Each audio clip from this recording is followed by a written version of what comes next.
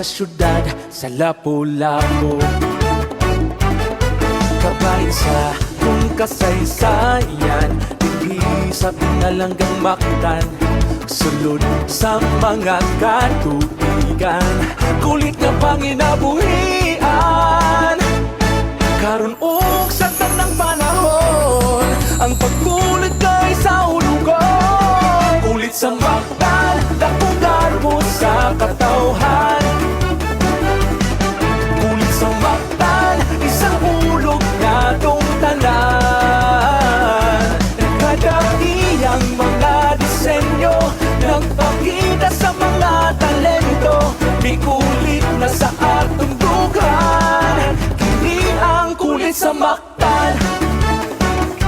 Kulit sa Mactan, kulit sa Mactan. Sa pagpakang sa tikib karon, ang pagpanday sa kapugmaon.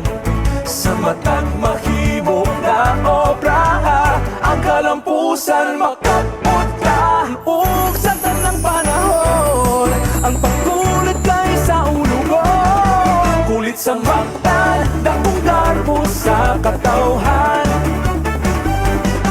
Kulit sa Mactan, isang ulog na tong tanan.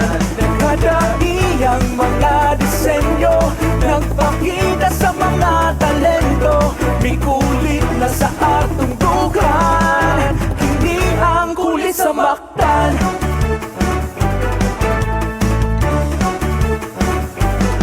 Pagpasalamat sa Ginoo, sa balaang santong ninyo, manggagasa sa kaitasan, gibukbok sa mga katawhan.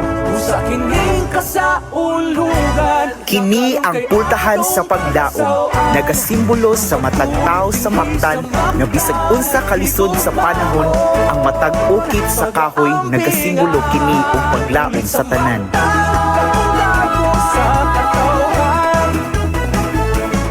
kulit sa Mactan, isang ulog na tong tanan. Nagkadaiyang mga disenyo, nagpakita sa mga talento. Ikulit na sa atong dugan, kini ang kulit sa Mactan. Kulit sa Mactan, kulit sa Mactan.